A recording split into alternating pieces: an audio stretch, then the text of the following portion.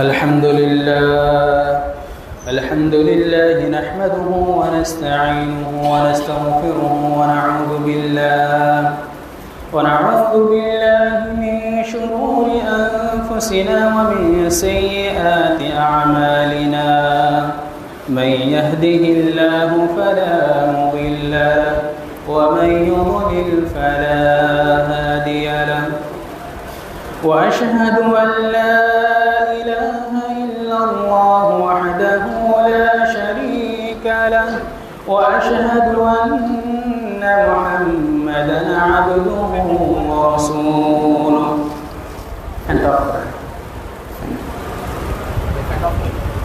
صلى الله تعالى عليه وعلى آله وأصحابه وأتباعه وأشياعه وأنصاره وأهل بيته أجمعين وسلم تسليما كثيرا. أما بعد فقد قال الله تعالى في القرآن المجيد: فأعوذ بالله السميع العليم من الشيطان الرجيم. بسم الله الرحمن الرحيم. يا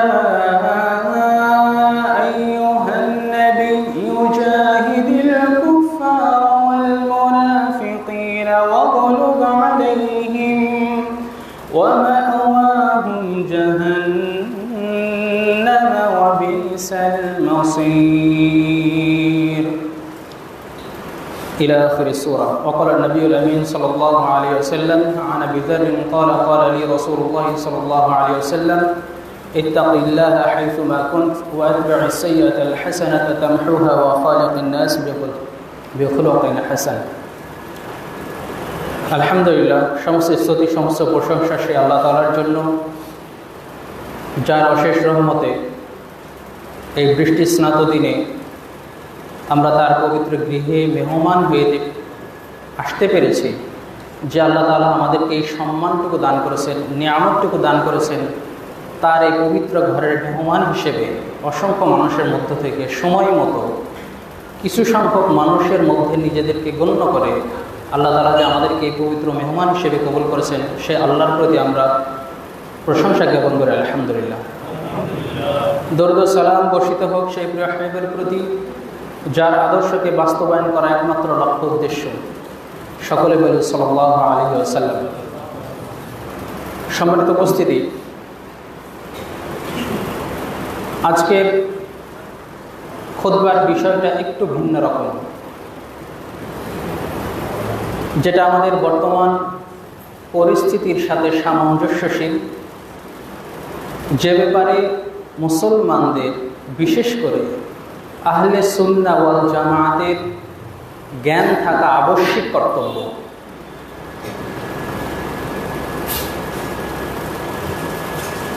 নিজের আকীদা সম্পর্কে, বিশ্বাস সম্পর্কে জানা যতটুকু প্রয়োজন, ভ্রান্ত আকীদা সম্পর্কে সতর্ক থাকার জন্যও আমাদের বন্ধুকে, শত্রুকে এটাও জানা প্রয়োজন। অনেক সময় আকীদা মানুষের গোপন থাকে। মানুষ আকীদাকে গোপন রাখতে পারে, প্রকাশ্যে ভালো আকীদা সে বলতে পারে। আকীদা অন্তরের বিষয়, আর ইসলাম বাহ্যিক বিষয়। অর্থাৎ ঈমানকে প্রকাশ করার মাধ্যম হচ্ছে ইসলাম। যার ঈমান নেই তার ইসলাম নেই, যার ইসলাম নেই তার ঈমান নেই। তবে কোরআন বা হাদিসের যদি কোনো বাক্যে শুধু ঈমানের কথা থাকে বা শুধু ইসলামের কথা থাকে, তাহলে ওই ইসলাম মানেই ঈমান, ওই ঈমান মানেই ইসলাম। কিন্তু বাক্যের মধ্যে যদি দুটো পৃথক পৃথক শব্দ থাকে, যেমন ক্বালাতিল আরাবু আমান্না কুল লাম তুমিনু ওয়ালাকিন কুলু আসলামনা। রাসূল সাল্লাল্লাহু আলাইহি ওয়াসাল্লামকে আল্লাহ তাআলা বললেন, এই আরবরা তোমাদেরকে বলবে যে আমরা ঈমান এনেছি। হে নবী, তুমি তাদেরকে বলে দাও, কুল লাম তুমিনু, তোমরা ঈমান আনোনি, বাল কুলু আসলামনা, বরং তোমরা বলো যে আমরা ইসলাম গ্রহণ করেছি। অর্থাৎ বাহ্যত তারা ইসলামের বহিঃপ্রকাশ করলেও অভ্যন্তরের যে ঈমানটা ছিল এটা ছিল অত্যন্ত ভঙ্গুর। তার মানে বোঝা যায় বাহ্যিকভাবে কেউ সালাত আদায় করলে, বাহ্যিকভাবে শুধু জুব্বা টুপি থাকলে, বাহ্যিকভাবে শুধু কালেমা বললেই ওই ব্যক্তি প্রকৃত মুসলমান হতে পারে না। মানুষ বা একটা দল বা একটা জাতি তার আকীদাকে যদি কৌশল করে যদি কিছুটা গোপন রাখতে সক্ষম হয়ও, কিন্তু সেই দল বা সেই জাতি তার ইতিহাসকে কখনোই গোপন করতে পারে না। তেমনি আজকে আমাদের খুতবার বিষয় হচ্ছে শিয়া মতাদর্শের আকীদা বিশ্বাস এবং যুগে যুগে ইসলামের ইতিহাসে তাদের যে কালিমুক্ত যে ইতিহাস আছে সেগুলো আমরা ইনশাল্লাহ জানতে পারব। শুরুতেই বলে রাখি, চলমান যে যুদ্ধ চলে গেল ইসরায়েল এবং ইরানের মধ্যকার, এখানে এটা বলার অবকাশ রাখে না যদি ইরানকে কেউ শিয়া বা কাফের রাষ্ট্র বলে তার মানে এই নয় যে তিনি ইসরায়েলের পক্ষে। এটা মাথায় রাখতে হবে। কেউ যদি শিয়াকে কাফের বলে, ইরানকে কুফর রাষ্ট্র হিসেবে স্বীকৃতি দেয় এবং জানে যেখানে আহলে সুন্নাহ ওয়াল জামার প্রত্যেকটা ইমামের এক মতে হচ্ছে তারা কাফের, এইটা বলা মানে এটা নয় যে তারা ইসরায়েলের পক্ষে এবং ইরানের বিপক্ষে। এই জিনিসটা আগে বুঝতে হবে। ইসরায়েল ধ্বংস হোক এটা প্রত্যেকেই চায়, আবার মধ্যপ্রাচ্যে ইরান এতটাও শক্তিশালী না হোক যে আরব কান্ট্রি বা মুসলিম বিশ্বের উপরে সে তার কুফরি আকীদাকে আধিপত্য বিস্তার করাবে, এই শক্তিও যেন সে না পায়। এটা একজন মুসলমানের চাওয়া থাকতে হবে। আমি তাদের কিছু আকীদা এবং তাদের ইতিহাস নিয়ে আমি কিছু বলার চেষ্টা করব, তারপর সিদ্ধান্ত আপনারা নেবেন আপনারা কোনটাকে আপনারা প্রেফার করবেন। কারণ আমাদের আবেগ বেশি, আমরা বিবেক দিয়ে চিন্তা করার আগে আবেগ দিয়ে চিন্তা করি। আমাদেরকে ধোঁকা দেওয়া খুবই সহজ। প্রথমত শিয়ার উত্থান মূলত রাসূল সাল্লাল্লাহু আলাইহি সাল্লামের যুগ থেকেই, অর্থাৎ তখন যারা আলী রাদিয়াল্লাহু আনহু থেকে শুরু করে আহলে বাইত যারা রাসূল সাল্লাল্লাহু আলাইহি সাল্লামের যারা পরিবারবর্গ ছিলেন তাদেরকে তারা অত্যন্ত ভালোবাসতেন। আলী রাদিয়াল্লাহু আনহুকে তারা অত্যন্ত ভালোবাসতেন। শিয়া মানে হচ্ছে সাহায্যকারী বা লেগে থাকা।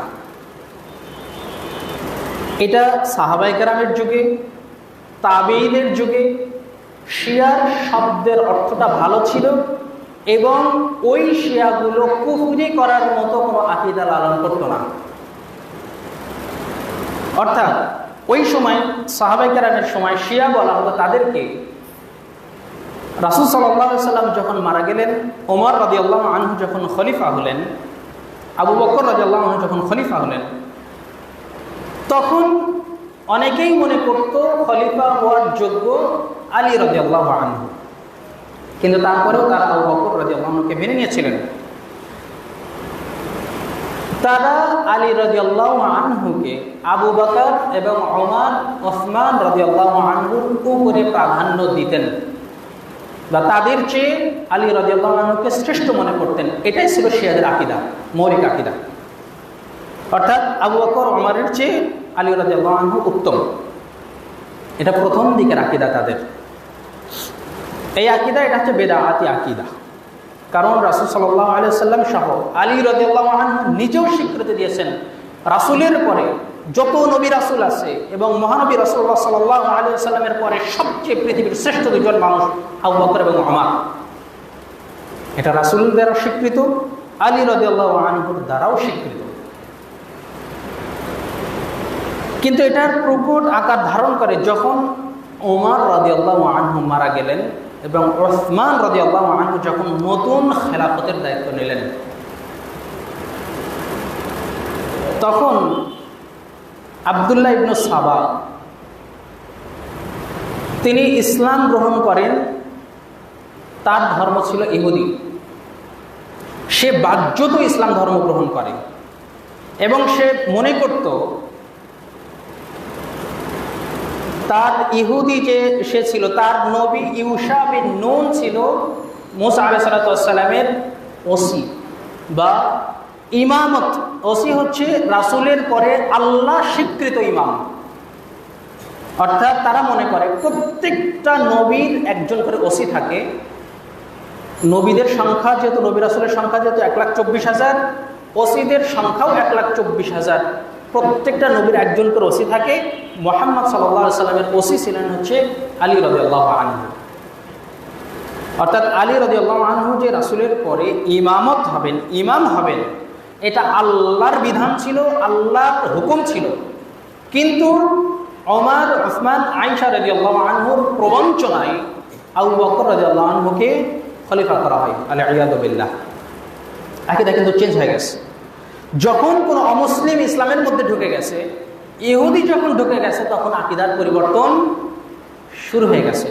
প্রথম দিকে তাদেরকে ভালোবাসা হতো, কিন্তু পরের দিকে আলী রাদিয়াল্লাহু আনহুকে ভালোবাসতে গিয়ে তাদের সমালোচনা শুরু হয়ে গেল।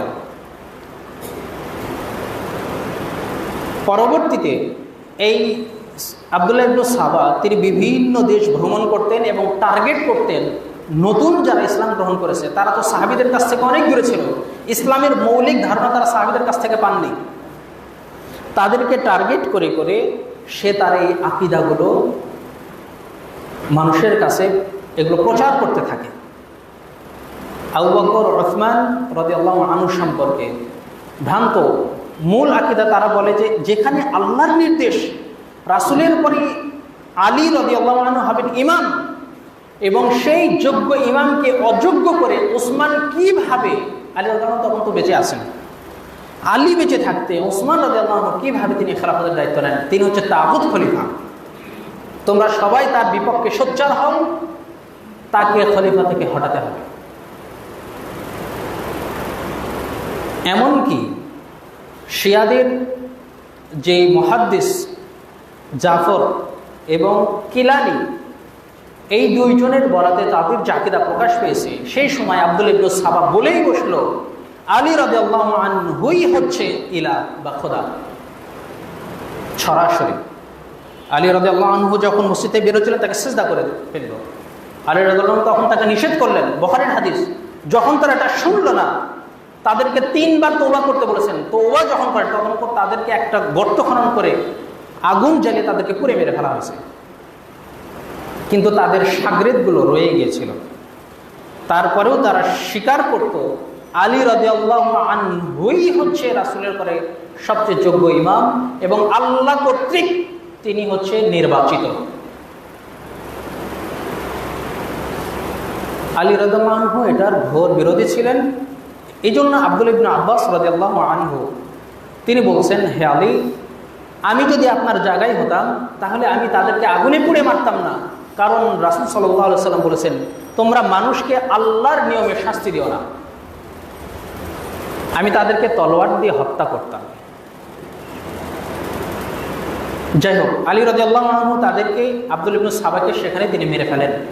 কিন্তু তাদের অনুচররা বিভিন্ন জায়গাতে তারা ছড়িয়ে পড়ে, তাদের এই মিশন চলতে থাকে এবং এক পর্যায়ে তারা বলতে থাকে কোরআন থেকে আলী রাদিয়াল্লাহু আনহু সংক্রান্ত, তার ইমামত সংক্রান্ত যেই সূরাগুলো ছিল এবং ভিলায়াত নামে একটা সূরা ছিল, এই সূরাকে কোরআন থেকে হযফ করেছে ওসমান রাদিয়াল্লাহু আনহু। এবং আলী রাদিয়াল্লাহু আনহুর আহলে বাইত হওয়ার এবং তার ইমাম হওয়ার জন্য যত আয়াত ছিল এগুলো সবগুলোকেই কোরআন থেকে বিচ্ছিন্ন করে দেওয়া হয়েছে এবং সেই কোরআনগুলোকে পুড়িয়ে ফেলেছে ওসমান রাদিয়াল্লাহু আনহু। এবং এর জেদ ধরেই কিন্তু তারা ওসমান রাদিয়াল্লাহু আনহুকে হত্যা করে। এই যে কঠিন আকীদা কোরআন সম্পর্কে এবং তাদের আকীদা, ইবনে কাসির রাহিমাহুল্লাহ তার আল বিদায়া ওয়ান নিহায়া এবং ইমাম ইবনে তাইমিয়া রাহিমাহুল্লাহ তার গ্রন্থে তিনি উল্লেখ করেছেন, তাদের আকীদা হচ্ছে, তারা মনে করে, তারা এক সময় বলেই ফেলল, যেই আল্লাহর নবী হচ্ছে মুহাম্মদ এবং ওই মুহাম্মাদের খলিফা হচ্ছে আবু বকর ওমর, সে আল্লাহ আমাদের আল্লাহ নয়। আল-ইয়াযু বিল্লাহ। বরং আমাদের আল্লাহ সেই যার নবী মুহাম্মদ বা যার নবী হচ্ছে সরাসরি আলী বা যার ইমাম হচ্ছে আলী, অর্থাৎ তিনি আল্লাহর প্রতিনিধিত্ব করছেন। এবং তারা আলী রাদিয়াল্লাহু আনহু থেকে শুরু করে 12 জন ইমামকে নির্ধারণ করেন এবং তারা মনে করেন এই 12 জন ইমাম হচ্ছে নিষ্পাপ, ছোট্ট থেকে নিয়ে জন্ম থেকে নিয়ে মৃত্যু পর্যন্ত তারা ছিলেন নিষ্পাপ এবং তাদের প্রত্যেকটা কথাই গ্রহণযোগ্য, সেটা তারা যেটাই বলুক না কেন তার বিপক্ষে কোরআন বা কোনো হাদিসের রেফারেন্সও গ্রহণযোগ্য হবে না। আল-ইয়াযু বিল্লাহ। প্রথমত যখন জাইদি একটা গ্রুপ আছে শিয়ার, মৌলিক যে গ্রুপটা, প্রথমে যারা এই খলিফাদেরকে উমর ওসমান রাদিয়াল্লাহু আনহুদেরকে সম্মান করতো যারা, তারা হচ্ছে জাইদি গ্রুপ, জাইদ ইবনে আলী তার গ্রুপটা, যখন তারা এই গ্রুপকে যখন অস্বীকার করলেন, কখনোই না আমরা পূর্ববর্তী খলিফাদেরকে কখনোই আমরা তাকফির করতে পারি না, কাফির বলতে পারি না, তাগুত বলতে পারি না, তখন তাদের সঙ্গ এরা ত্যাগ করে, যার কারণে তাদেরকে বলা হয় রাফিদি। তিনি বলতেন আনতুম রাফালতুমুহুম, তোমরা তাদেরকে পরিত্যাগ করেছো, অর্থাৎ শিয়াকে তারা পরিত্যাগ করে তারা হয়ে গেছে রাফিদি, পরিত্যাগকারী দলকে পরিত্যাগ যারা করে তাদেরকে বলা হচ্ছে রাফিদি। তার মানে শিয়া এবং রাফিদি এক নয়।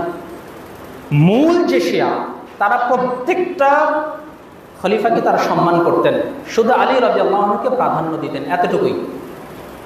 কিন্তু এই রাফিদিরা তাদেরকে অস্বীকার করে দল থেকে বিচ্ছিন্ন হয়ে যায় এবং পরবর্তীতে যখন তারা দেখলো যে মুসলিম বিশ্বে রাফিদিদের বিপক্ষে প্রত্যেকটা আলেমগণ সোচ্চার এবং মুসলমানদের মধ্যে রাফিদিদের ব্যাপারে ঘৃণা জন্ম নিয়েছে, তখন তারা আস্তে আস্তে নিজেদেরকে শিয়া নামে নামকরণ করে, কিন্তু আকীদা ওইটাই, মোড়ক একটাই, তা হচ্ছে রাফিদি।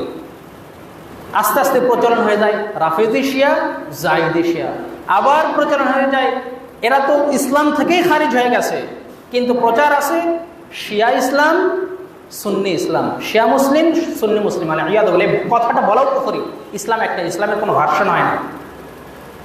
ইসলাম একটাই, ইসলামের কোনো ভার্সন হয় না। এই যে তখন তারা যে দল থেকে তারা চলে আসলো, চলে আসার পরে তাদের আকীদার মধ্যে আরও বিভ্রান্তি চলে আসে, আরও যখন নতুন করে মুসলমান ঢুকে যায় তাদের আকীদাকে তারা আরও নষ্ট করতে থাকে, আরও অন্যান্য ধর্ম থেকে আরও ঢুকতে থাকে, আকীদা আরও বেশি নষ্ট হয়ে যায়। এবং তারা মনে করে আলী রাদিয়াল্লাহু আনহু থেকে শুরু করে পরবর্তী তাদের যে 12 জন ইমাম আছে এরা ছাড়া আহলে বাইত, ওমর, ওসমান, তারপরে আরও যে কয়েকজন সাহাবী আছেন তাদের হাদিস তারা কখনোই গ্রহণ করেন না এবং তারা মনে করেন এরা হচ্ছে তাগুত, এরা হচ্ছে কাফের, এদের কাছ থেকে হাদিস গ্রহণ করাও যাবে না। শুধু কিছু সংখ্যক সাহাবীর কাছ থেকে তারা হাদিস গ্রহণ করেন। হাসান বসরি রাদিয়াল্লাহু আনহুকে তারা নিজেদের ইমাম মনে করেন। তাহলে তাদের আকীদা হচ্ছে রাসূল সম্পর্কে বা হাদিস সম্পর্কে অধিকাংশ হাদিস তারা অস্বীকার করে এবং কোরআন সম্পর্কে আকীদা হচ্ছে এই কোরআন মৌলিক কোরআন নয়, বরং এটা হচ্ছে তাহরিফ কোরআন, অর্থাৎ যেই কোরআনটা পরিবর্তিত হয়ে গেছে, এটা তাদের মৌলিক কোরআন নয়। এবং তাদের বিশ্বাস, যারা এই 12 ইমামকে বিশ্বাস করে না, যারা আলী রাদিয়াল্লাহু আনহুকে তাদের উপরে প্রাধান্য দেয় না এবং ওমর, ওসমান, আবু বকর, আয়েশাকে যারা দোষী সাব্যস্ত করে না, এরা হচ্ছে কাফের, চিরস্থায়ী জাহান্নামী। তাদের দৃষ্টিতে আমরা কাফের, আমরা চিরস্থায়ী জাহান্নামী এবং তাদের কাছে পরকালে মুক্তি পাওয়ার একমাত্র অবলম্বন হচ্ছে আলী রাদিয়াল্লাহু আনহু। এটা হচ্ছে তাদের ইসলাম সম্পর্কে তাদের আকীদা নিয়ে বলতে গেলে কয়েকটা জমা শেষ হবে না। এটা হচ্ছে রাফেদি শিয়াদের আকীদা, তাদের বিশ্বাস। এবং তারা মনে করে মক্কাবাসী এবং মদিনাবাসী, মক্কাবাসীর চেয়ে মদিনাবাসী সবচেয়ে নিকৃষ্ট, এবং মক্কাবাসী অন্যান্যদের কাছ চেয়ে সবচেয়ে নিকৃষ্ট, এবং আহকারু মিনাল কালবি ওয়াল খিনজির আবিল জামাল, তারা ঘোড়া, কুকুর, নিকৃষ্ট যে জানোয়ার শোয়ার আছে তার চেয়েও নিকৃষ্ট, শুকুরের চেয়েও নিকৃষ্ট। আল-ইয়াযু বিল্লাহ। তারা চায় মক্কা দখল করে ওসমান ওমরকে তারা উঠিয়ে শাস্তি দিবেন কবর থেকে, এবং আয়েশা রাদিয়াল্লাহু আনহাকে ব্যভিচারের শাস্তি হিসেবে তাকে দুররা মারবেন। এবং প্রত্যেক 10 মুহররমে তারা আয়েশা রাদিয়াল্লাহু আনহার প্রতিচ্ছবি ছাগলকে তারা বেধড়ক পিটুনি দেয় এবং তাকে শুধু রক্তাক্ত করে মেরে ফেলে। তারা মনে করে তারা প্রতিশোধ নিচ্ছেন।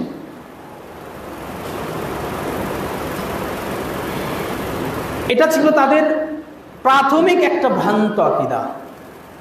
হাদিস সম্পর্কে তারা তো মুনকির হাদিস, এদিক থেকেও তারা কাফের। কোরআনের ব্যাপারে তাদের যে মন্তব্য, এই দিক থেকেও তারা স্পষ্ট কাফের। এটা পৃথিবীর কোনো আলেমগণ এ ব্যাপারে কোনো দ্বিমত পোষণ করেননি। শুধু ইনশাআল্লাহ এবং আল্লাহর সার্বভৌমত্বকে স্বীকার করা, যে আল্লাহ উপরে আছেন, তিনি আমাদের ইলাহ, মুহাম্মদ সাল্লাল্লাহু আলাইহি সাল্লাম আমাদের রাসূল, এতটুকু মুখ দিয়ে শুধু বলাটাই কখনোই ইসলামের দাবি নয়। এটা মনে রাখতে হবে। আমি একটা মিসাইল শুনলাম আল্লাহু আকবার বলে, আপনি স্বাভাবিকভাবে মুসলমান, স্বাভাবিকভাবে আমার আপনার অন্তরে ভালো লাগা কাজ করবে, আল্লাহর নামে এটা চলবে। এটা ছিল তাদের আকীদা। আমি ইতিহাসের দিকে আসছি।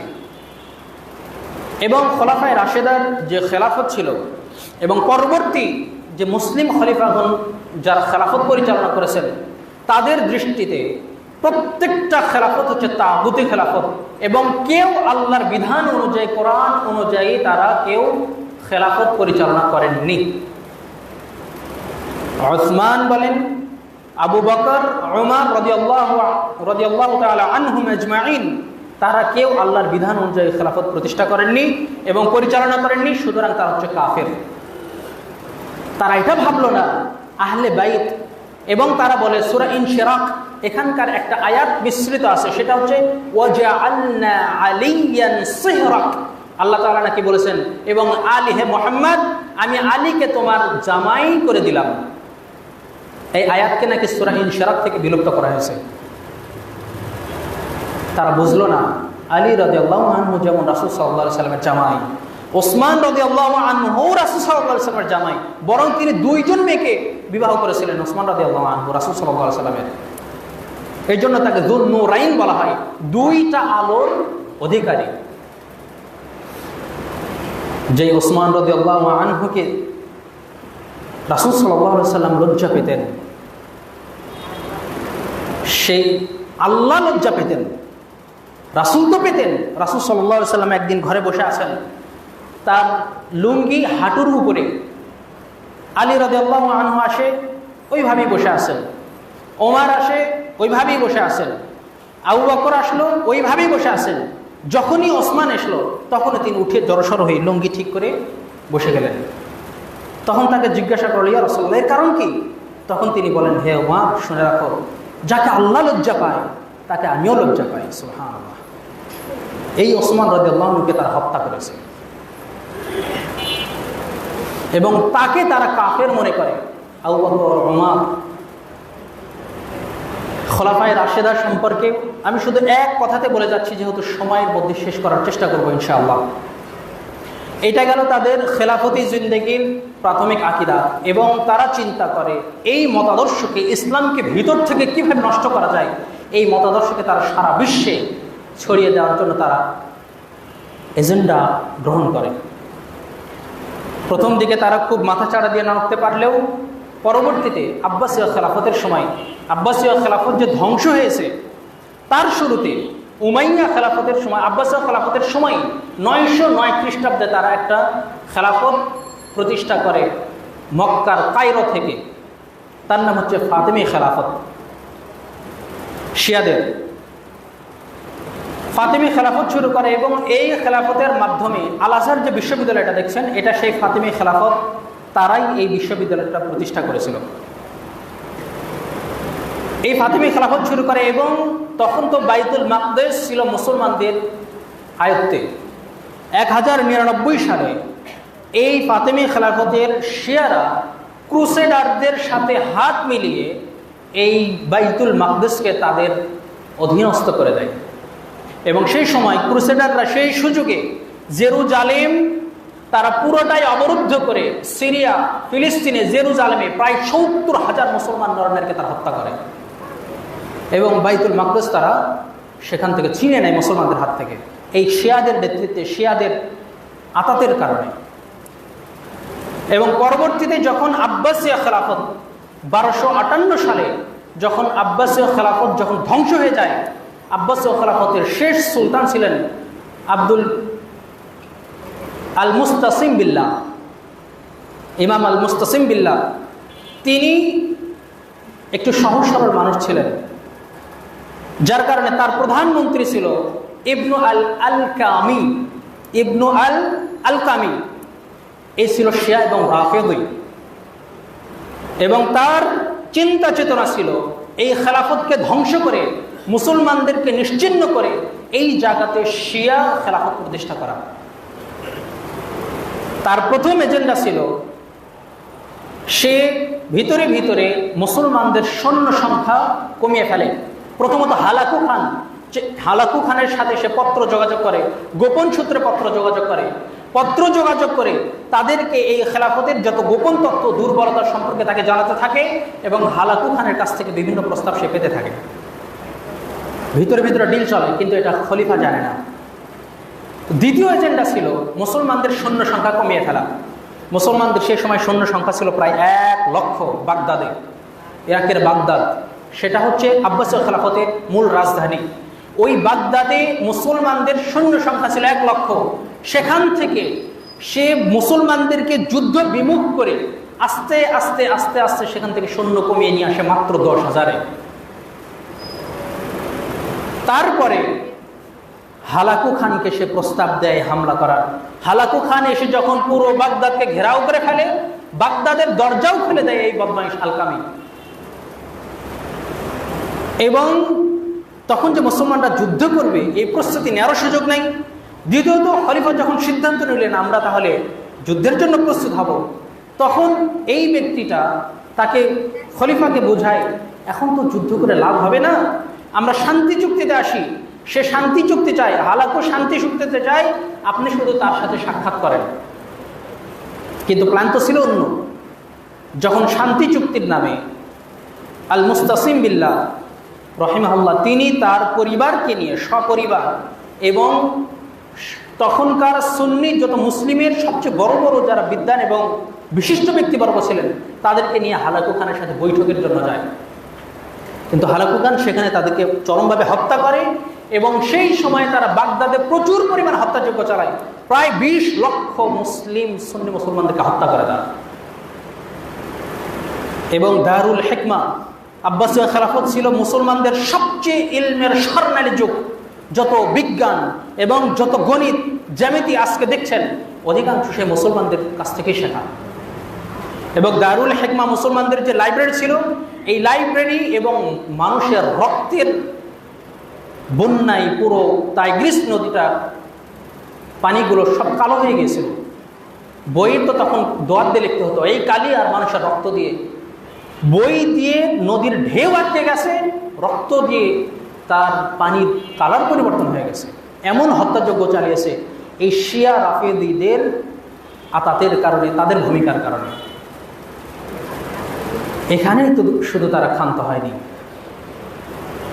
তারা যখন প্রচুর এই হত্যাযজ্ঞ চালালো, আব্বাসীয় খেলাফতের যখন ধ্বংস করে দিল, তুরস্কে তখন চলমান সেলজুক সাম্রাজ্য,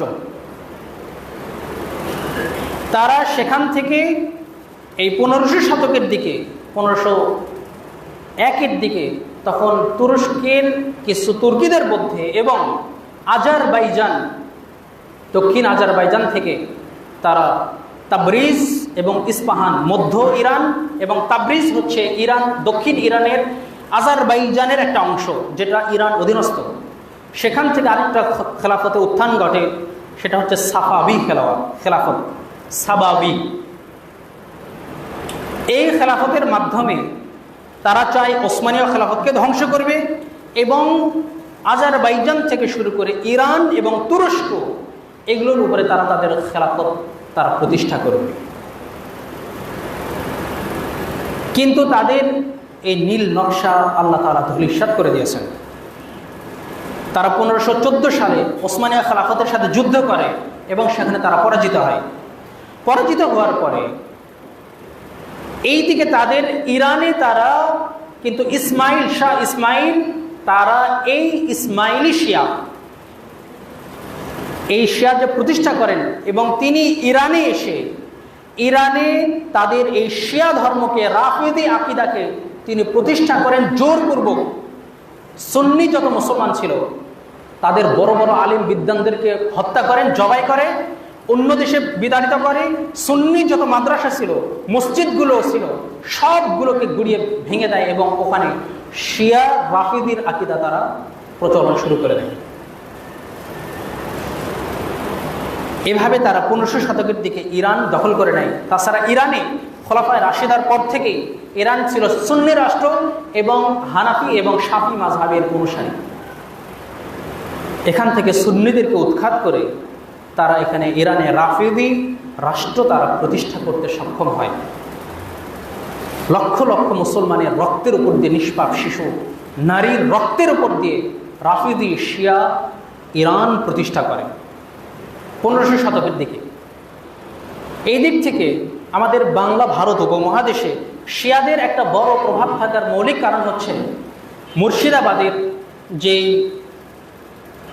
শাসক ছিলেন তিনি থেকে শুরু করে বাংলা, বিহার, উড়িষ্যার যে আলীবর্দী খান 1740 থেকে 56 এবং নবাব সিরাজউদ্দৌলা 1756 থেকে 57 পর্যন্ত যেই নবাবি করেছেন তারা ছিলেন শিয়া প্রেমী এবং শিয়া আকিদায় তারা ছিলেন, শিয়ার দিকে ছিলেন। যার কারণে তাদের মাধ্যমে মুসলমানদের মধ্যে এই ভারত উপমহাদেশে বিভিন্ন সংস্কৃতি তাদের মাধ্যমে ঢুকে গেছে। শিয়াদের সংস্কৃতি, নামের শুরুতে আলী হাসান, নামের শেষে আলী, তারপরে হাসান, হোসাইন, এগুলো মূলত শিয়াদের নাম রাখার রীতি, এগুলো আমাদের মধ্যে প্রচলন হয়ে গেছে। কিন্তু তারা আলীবর্দী খান, নবাব সিরাজউদ্দৌলা তারা মুসলমানদেরকে রক্তপিপাসু ছিলেন না, কিন্তু শিয়াদের মতাদর্শ এগুলোর প্রচার তারা তাদের মাধ্যমে হয়েছে এই বাংলাদেশে বা ভারত উপমহাদেশে বাঙালিদের মধ্যে। এই দিক থেকে পরবর্তীতে যখন ওসমানীয় খেলাফতের সাথে তাদের যুদ্ধ হয়, তারা পরাজিত হয়, তারা ইরান প্রতিষ্ঠা করে ফেলে। এইভাবে তাদের মাধ্যমে ইসলামের যে রক্তক্ষয়ী যুদ্ধগুলো হয়েছে এটা গেল পূর্বের ইতিহাস। আমরা যদি একটু অতীতে ফিরে যাই, তারপরে যদি দেখি আমরা ইরাক এবং ইরানের যুদ্ধ,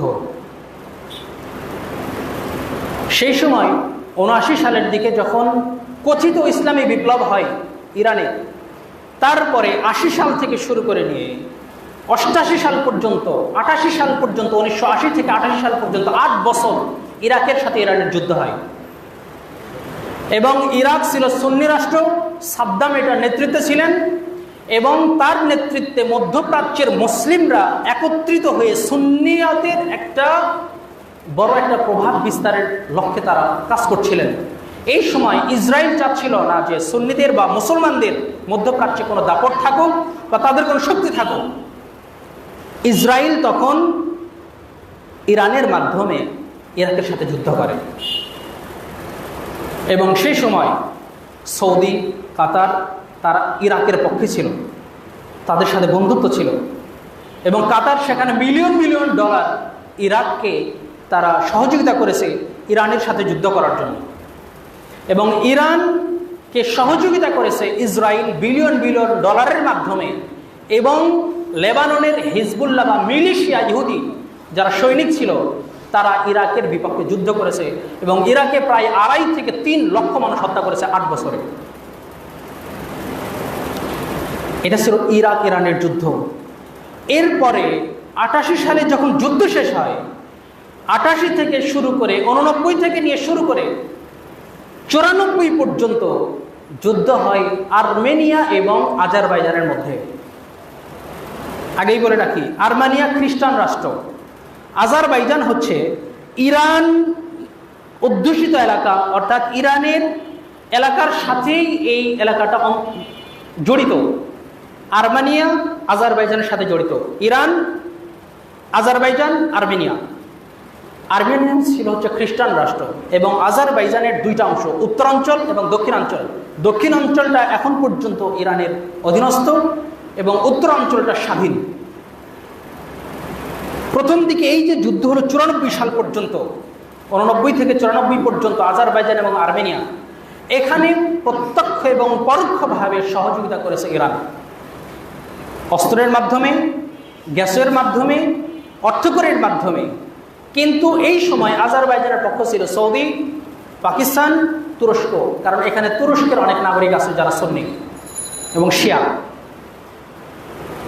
এখন পর্যন্ত আজারবাইজানের হচ্ছে শিয়া সংখ্যাগরিষ্ঠ, কিন্তু ক্ষমতায় আছে সুন্নি। পরবর্তীতে এই যুদ্ধে তাদের 10 লক্ষ শরণার্থী হয় এবং বারখা সহ 7টা অঞ্চল আর্মেনিয়ারা দখল করে নেয় এই ইরানিদের সাহায্যে। খ্রিস্টান রাষ্ট্র মুসলিম রাষ্ট্রকে সাহায্য করার চেয়ে ইরান কিন্তু খ্রিস্টান রাষ্ট্রকে সাহায্য করল এবং পরবর্তীতে যুদ্ধ হয় আবার 2020 সালের সেপ্টেম্বর থেকে নিয়ে নভেম্বর পর্যন্ত। এই যুদ্ধের ফলে তারা তাদের এলাকা, আজারবাইজান তাদের এলাকাগুলো দখল করতে সক্ষম হয় এবং 23 সালে আবার আক্রমণ করে আর্মেনিয়াদেরকে আজারবাইজান থেকে তারা বহিষ্কার করতে তারা সক্ষম হয়। ফালিল্লাহিল হামদ। এখানে ইরান সহযোগিতা করে আর বেশি উপকার করতে পারেনি। এরপরে যদি আসি সিরিয়া, তার আগে আসে আফগানিস্তান। আফগানিস্তানের তালিবানকে ধ্বংস করার জন্য আফগানিস্তানের যেই মানচিত্র, এই মানচিত্র আমেরিকার কাছে তুলে দিয়েছে ইরান এবং তারা যেই যেই অঞ্চলে আক্রমণ করতে বলেছিল সেই সেই অঞ্চলেই আমেরিকা আক্রমণ করেছে এবং টানা 5 বছর আমেরিকাকে প্রচণ্ডভাবে সহযোগিতা করেছে ইরান তালিবানকে হারানোর জন্য। পক্ষান্তরে সৌদি আরব তালিবানকে প্রায় $120 মিলিয়ন অনুদান দিয়েছে তাদের অস্ত্র সামগ্রী কেনার জন্য। পরবর্তীতে এভাবেই তো আফগানিস্তান ইসলাম প্রতিষ্ঠা হয়ে যায়।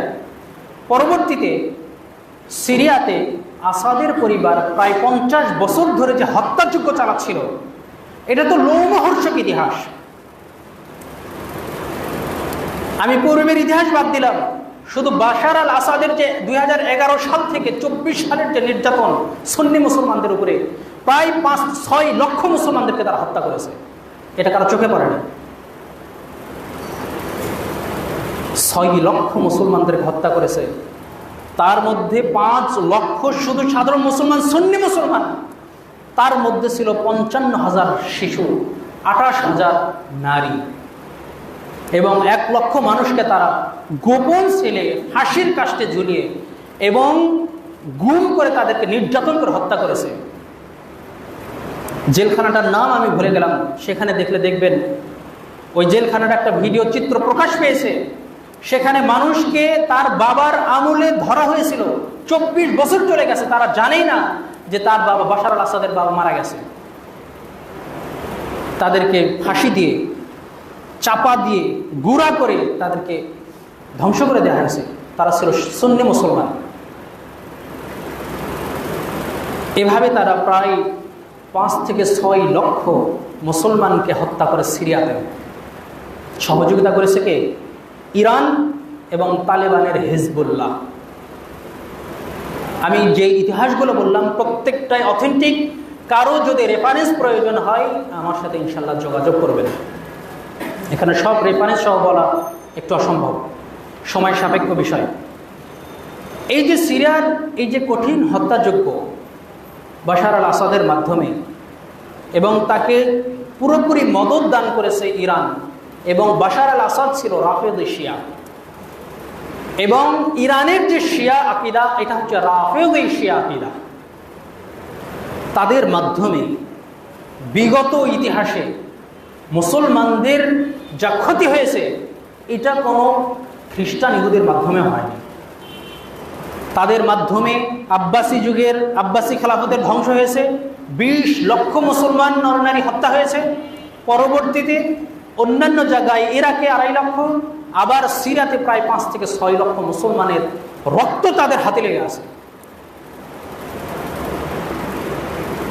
সুতরাং একজন মুসলিম যে ওমর রাদিয়াল্লাহু আনহুকে ভালোবাসে, আবু বকর রাদিয়াল্লাহু আনহুকে ভালোবাসে, ওসমান রাদিয়াল্লাহু আনহুকে ভালোবাসে, আয়েশা রাদিয়াল্লাহু আনহাদেরকে ভালোবাসে, এই মুসলিম কিভাবে এমন একজনকে মুসলমান বলে নিজের ভাই হিসেবে আখ্যায়িত করতে পারে যার হাতে লক্ষ লক্ষ মুসলমানের রক্ত লেগে আছে?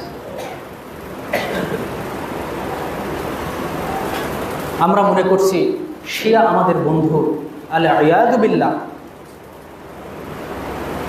তারা চায় মক্কাকে দখল করতে, এবং এই যুদ্ধের মধ্যে বিভিন্ন বিশ্লেষকরা বলেছেন শিয়ারা চাচ্ছিলেন, ইরান চাচ্ছিল কোনোভাবে আরব বিশ্ব ক্ষমতা যুদ্ধে লেগে যাক। যুদ্ধ লেগে গেলেই তারা এই সুযোগে মক্কাতে আক্রমণ করবে, মক্কাটাকে তারা দখল করে নেবে, এবং আয়েশা রাদিয়াল্লাহু আনহাকে দুর্রা মারবে, আবু বকর ওসমানকে তারা শাস্তি দিবে। এটা তাদের ভয়ানক আকীদা। আমরা অনেকেই বন্ধুকে শত্রুকে এটা আমরা বুঝতে সক্ষম হই না।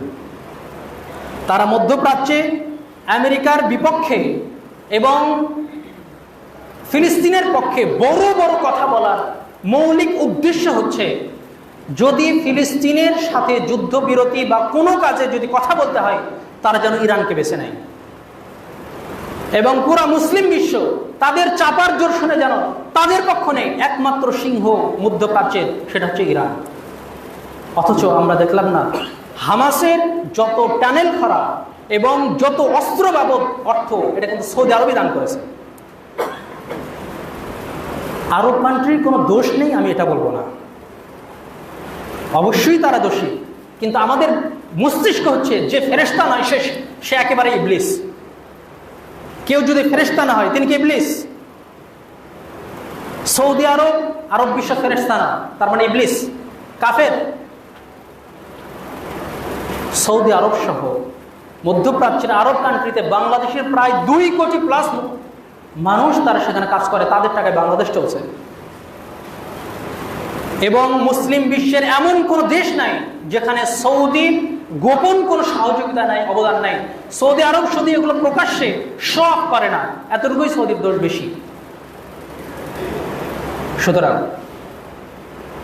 মুসলিম কান্ট্রিগুলোর যেখানে দোষ আমরা সেটা অবশ্যই প্রতিবাদ জানাবো, সেগুলোর সাথে আমরা কখনোই একমত পোষণ করে তাদেরকে আমরা সঙ্গ দিব না। কিন্তু যেখানে তাদের দোষ নেই বা যেখানে দোষটা বেশি অন্যজনের, সেখানে মুসলমানকে তাকফির করে কাফের করে অযোগ্য মনে করে কাফেরকে নিজের নেতা বানাবো না। আজকে যারা বলছেন ইরান হচ্ছে একজন প্রমিনেন্ট আলেম আমাদের মধ্যকার, তিনি বলছেন আরব বিশ্ব ফিলিস্তিনের জন্য কি করেছে? ইরান যা করেছে তার ন্যূনতম কিছুই করে ফিলিস্তিন আরব বিশ্বরা করতে পারেনি। আল-ইয়াযু বিল্লাহ। তিনি হয় জ্ঞানপাপী অথবা তিনি ভ্রষ্ট আকীদায় লিপ্ত আছেন। আরব বিশ্বের এত অবদানকে কখনোই সেটা ভোলার নয়। প্রত্যেকটা বিশ্বে আরব বিশ্ব ফিলিস্তিনের পক্ষে যুদ্ধ করেছে 2 বার, 60-এর দশকে, 1960-এর দিকে। কিন্তু মধ্যপ্রাচ্যের আরব বিশ্বের যে ক্ষমতা সবগুলো এক জায়গায় করলেও আমেরিকার মতো হবে না। তারা কি দিয়ে যুদ্ধ করবে? তারা চাচ্ছিল আরব বিশ্বের মধ্যে একটা যুদ্ধ লেগে যাক, 3য় বিশ্বযুদ্ধের একটা সৃষ্টি হোক, কিন্তু এই প্ল্যান তাদের বাস্তবায়ন হয়নি। এই জন্য তারা আমেরিকা ঘাঁটিগুলোতে আক্রমণ করেছে এবং তারাও ইরান আক্রমণ করেছে সমঝোতার মাধ্যমে। দুইজনেই জানে যে আক্রমণ হবে, কারোই কোনো ক্ষতি হয়নি। আর আমরা কাদের সংবাদ শুনে এত মন্তব্য করছি? যেখানে ইরানে বিশেষ করে ইসরায়েল আমেরিকায় অন্যান্য সংবাদ মাধ্যমে ঢোকাই নিষেধ, ওই সংবাদ মাধ্যমের উপরে আমরা কিভাবে এত নির্ভর করছি এআই এর যুগে? কোনটা এডিট ভিডিও নয় আর কোনটা সত্য ভিডিও, এটা কি কেউ যাচাই করতে পারবে? আসলে ইসরায়েলের কতটুকু ক্ষতি হয়েছে এটা কেউ সঠিকভাবে বলতে পারবে?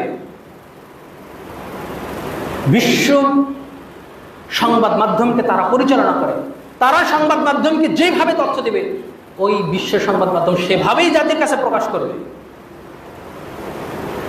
আমরা শুধু সংবাদ মাধ্যমে এমনি ফেসবুকে একজন একটা পোস্ট দেখে দিয়ে দিলাম আমার রাহবার আয়াতুল্লাহ খামেনি আল্লাহ ইয়াযু বিল্লাহ।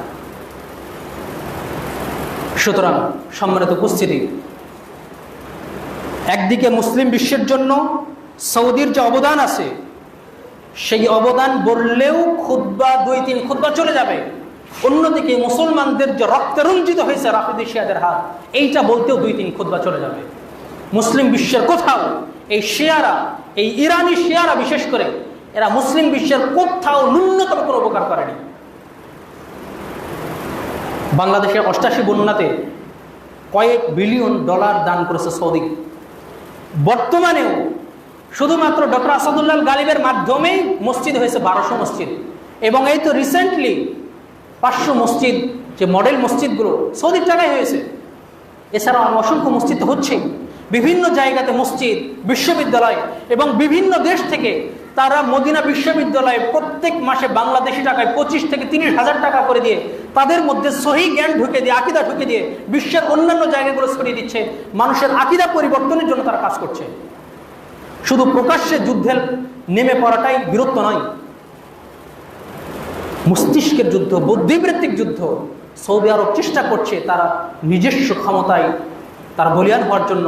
91 সালের সৌদি আর আজকের সৌদি কখনোই এক নয়। এবং সেই সময় ইরানে আমেরিকার যে ঘাঁটি সৌদি আরবে হয়েছিল, এটা সেই ইরান থেকে বাঁচার জন্যই তারা করেছে। কিন্তু তারা চেষ্টা করছে নিজেদেরকে স্বয়ং সম্পূর্ণ করার। আমরা আমাদের মুসলমান ভাই সম্পর্কে ভালো ধারণা রাখবো, তাদের ত্রুটি নিয়েও কথা বলবো, কিন্তু এই ত্রুটিকে কাফেরের ত্রুটির চেয়ে বড় করে তুলব না। সুতরাং সম্মানিত উপস্থিতি, এগুলো নিয়ে একটু চিন্তা ভাবনা করলে, তাদেরকে নিয়ে একটু পড়াশোনা করতে হবে। মৌলিক আকীদা কি, কোনটা মুসলমানের বন্ধু, এইটা বুঝতে হবে। যদি আরব বিশ্বে বড় যুদ্ধ লেগে যেত, 2.5 কোটি মুসলমানের জীবন সংশয় পড়ে যেত। 2 কোটি মুসলমানের যখন টাকা বন্ধ হয়ে যেত, বাংলাদেশের অর্থনীতি একেবারে ভেঙে পড়ত। সুতরাং যে ওসমান ওমরকে ঘৃণা করে, কাফের মনে করে, আমরা তাকে মুসলিম বিশ্বের ওমর বানিয়ে দিয়েছি।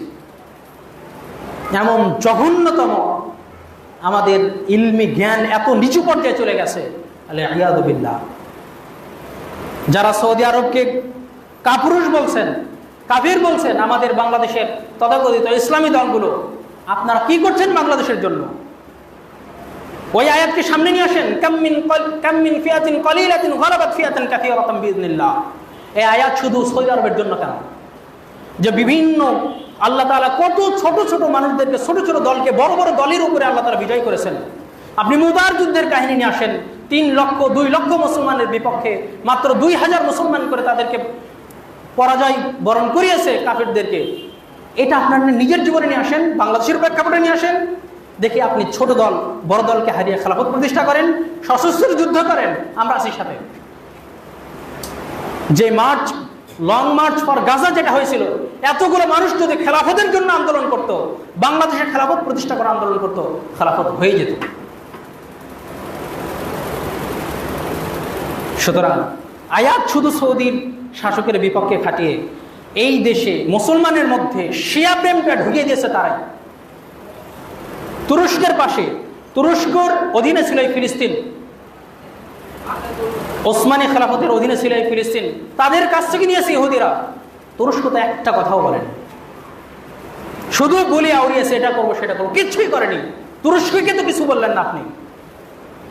সৌদির ব্যঙ্গচিত্র করে মুসলমানদেরকে হুমকির মুখে ফেলিয়ে দিয়েছেন।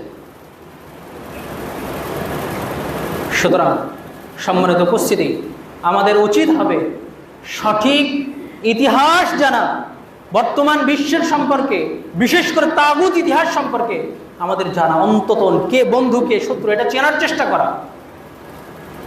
আহলে হাদিসরা যখন বলল যে শিয়ারা কাফের, আহলে হাদিসরা কখনোই বলেনি যে ইসরায়েল জিতুক, ইরান হারুক। এটা তাদের কখনোই কাম্য ছিল না। তাদের মৌলিক কথা ছিল ইসরায়েল ধ্বংস হোক এবং শিয়ার সেই আধিপত্য ধ্বংস হোক যার মাধ্যমে সে আরব বিশ্বে শাসন করতে চায়। কিন্তু শিয়াকে এক নামে কাফের বলাতে আপনারা বলে দিলেন এই আহলে হাদিসরা ইহুদি নাসারাদের দালাল, আমেরিকার দালাল। ঠিক আপনাদেরকে, আহলে হাদিসরা কখনোই আমেরিকার দালাল নয়। তারা জন্মসূত্র থেকে এ পর্যন্ত গণতন্ত্রের বিপক্ষে সোচ্চার হয়ে আছে। আপনারা মুখে মুখে আমেরিকার বিপক্ষে কথা বলে আমেরিকার দেওয়া সেই গণতন্ত্রের আপনারা অনুসরণ করে যাচ্ছেন, দাবিদারি করে যাচ্ছেন। মুখ দিয়ে এটা বলা হয় না গণতন্ত্র নয়, আন্দোলনের মাধ্যমে, দরকার হলে সশস্ত্র আন্দোলনের মাধ্যমে এই দেশে খেলাফত কায়েম করতে চায়, এটা আপনারা বলেন না। কিন্তু ভোটে জেতার জন্য আমেরিকাকে আপনাদের প্রয়োজন হয়। আপনারা কেমন শত্রু আমেরিকা? আওয়ামী শাসন আমলে আপনাদের মৌলিক পলায়নের মূল ঘাঁটি ছিল লন্ডন, সেই ইউরোপ কান্ট্রিগুলোই। আর আজকে এসে যখন সঠিক কথা আহলে হাদিসরা বলে যাচ্ছে, তার হয়ে গেছে ইহুদি নাসারাদের দালাল। আহলুল হাদিসরা কখনোই কোশ্চিন কারো তাদের যতদূর পর্যন্ত, যতদিন তাদের এই দেহে শ্বাস থাকবে, তারা বাতিলের বিপক্ষে কথা বলে যাবে। আহলুল হাদিসরা যদি শিয়াদের ব্যাপারে এত সোচ্চার না হতো, বাংলার মুসলমানরা শিয়া প্রেমী থেকে যেত অধিকাংশ। সুতরাং সম্মানিত উপস্থিতি, বাস্তবতা বুঝতে হবে, আবেগ দিয়ে নয়। আজকে ইহুদিরা ফিলিস্তিনে আমাদের মুসলমান ভাই বোনদেরকে হত্যা করছে। ইরান যদি তাদের লক্ষ্যে যুদ্ধ করত, এটা আরো 1 বছর আগে শুরু করত এবং যুদ্ধবিরতিতে চুক্তিতে অন্তত আসতো, আমার ফিলিস্তিন মুসলমান ভাইদের প্রতি যেন কোনো আক্রমণ না আসে। এসেছে কোনো প্রস্তাব? কিচ্ছুই নয়। তারা কখনোই ফিলিস্তিনের জন্য যুদ্ধ করেনি। ইরান চেয়েছে তারা আধিপত্য বিস্তার করবে, ইসরায়েল চেয়েছে তার আধিপত্যকে তারা ধ্বংস করে দেবে। সুতরাং সম্মানিত উপস্থিতি, প্রেক্ষাপট বুঝতে হবে, বাস্তবতা নিয়ে চিন্তা করতে হবে। শুধু আবেগ দিয়ে মুখে শুধু বলে দিলেই এটা হয়ে যায় না। সুতরাং আকীদার ব্যাপারে সচেতন থাকতে হবে, ইতিহাসের ব্যাপারে সচেতন থাকতে হবে। আমাদের বন্ধুকে, শত্রুকে কে আমাদের কিভাবে উপকার করছে এটার ব্যাপারে সজাগ দৃষ্টি রাখতে হবে। শুধু বড় কোনো আলেম বলে দিলেই তার পিছনে হুমড়ি খেয়ে পড়া যাবে না। সম্মানিত উপস্থিতি, আসুন আমরা পবিত্র কোরআন এবং সহিহ হাদিসের আলোকে জীবন করি। আমাদের পারিবারিক জীবন, সামাজিক জীবন, সর্বোপরি রাষ্ট্রীয় জীবনে তাওহীদ প্রতিষ্ঠায় যেন আমরা অবদান রাখতে পারি, এই স্বপ্ন যেন আমাদের মধ্যে থাকে। আল্লাহ তাআলা যেন আমাদেরকে কবুল করেন। আল্লাহুম্মা আমিন। সাথে সাথে দোয়া করি মধ্যপ্রাচ্যের মুসলিম কান্ট্রিগুলোকে যেন আল্লাহ তাআলা শক্তি সামর্থ্য যান, যাতে করে তারা মধ্যপ্রাচ্য সহ সারা বিশ্বের যেন তারা সুপার পাওয়ার হিসেবে যেন তারা প্রতিষ্ঠিত হতে পারে। আল্লাহ তাআলা তারা কবুল করুন। আল্লাহুম্মা আমিন। এবং পাশাপাশি শিয়া রাফেদীদের এই ঘৃণ্যতম চক্রান্ত নীল নকশাকে আল্লাহ তাআলা ধূলিসাৎ করে শিয়া অধ্যুষিত এই ইরানকে আবার সুন্নি অধ্যুষিত এলাকায় আল্লাহ তাআলা যেন প্রতিষ্ঠিত করেন। আল্লাহুম্মা আমিন। আকুলু কওলি হাযা আস্তাগফিরুল্লাহ লি ওয়া লাকুম ওয়া লিসাইরিল মুসলিমিন ফাস্তাগফিরুহু ইন্নাহু হুয়াল গফুরুর রহিম।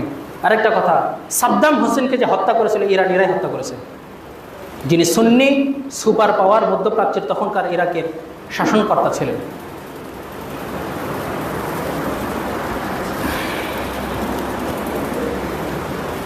الحمد لله نحمده ونستعينه ونستغفره ونعوذ بالله من شرور أنفسنا ومن سيئات أعمالنا. من يهده الله فلا مضل له ومن يضلل فلا هادي له. وأشهد أن لا إله إلا الله وحده لا شريك له. وأشهد أن محمدا عبد الله ورسوله أرسله بالحق بشيرا ونذيرا وداعيا إلى الله بإذنه وسراجا منيرا. اللهم صل على محمد وعلى آل محمد كما صليت على إبراهيم وعلى آل إبراهيم إنك حميد مجيد. রাফিজিদের কালেমা কিন্তু ভিন্ন, এটা একটু বলে নিই, গুরুত্বপূর্ণ কালেমা। যেটা আমাদের কালেমা হচ্ছে আশহাদু আল্লা ইলাহা ইল্লাল্লাহ ওয়া আশহাদু আন্না মুহাম্মাদান আবদুহু ওয়া রাসূলুহু। আমি সাক্ষ্য দিচ্ছি আল্লাহ আমার একমাত্র ইলাহ এবং মুহাম্মদ সাল্লাল্লাহু আলাইহি ওয়াসাল্লাম আল্লাহর বান্দা ও রাসূল। এটার সাথে তাদের যোগ করতে হয়, সেটা ছাড়া সে শিয়া হতে পারে না। সেটা হচ্ছে ওয়া আশহাদু আন্না আবা বকর ওয়া উমর ওয়া উসমান ওয়া আয়েশা ফিন নার। অর্থাৎ আবু বকর, ওসমান, আয়েশা এও হচ্ছে জাহান্নামী, এ ব্যাপারেও আমি সাক্ষ্য দিচ্ছি। এটা তাদের কালেমা। এবং আমাদের যে 5টা রুকন আছে, এই রুকনের মধ্যে আমাদের প্রথম রুকন হচ্ছে শাহাদাত, এবং তাদের প্রথম রুকন হচ্ছে ইমামতের যে বেলায়েতটা তাদের হচ্ছে ইমামকে স্বীকৃতি দেওয়া, এটা হচ্ছে তাদের রুকন, 5টা রুকন। শাহাদত নাই তার মধ্যে, অন্য 4টা আছে এবং ইমামতটা আছে। আল্লাহ আমাদের হেফাজত করুন। ইবাদাল্লাহ রাহিমাকুমুল্লাহ, ইন্নাল্লাহা ইয়া'মুরু বিল 'আদলি ওয়াল ইহসানি ওয়া ইতা'i যিল কুরবা ওয়া ইয়ানহা 'আনিল ফাহশা'i ওয়াল মুনকার ওয়াল বাগyi ইয়া'iদুকুম লা'আল্লাকুম তাযাক্কারুন ফাযকুরুনি আযকুরুকুম ওয়াশকুরু লি ওয়া লা তাকফুরুন।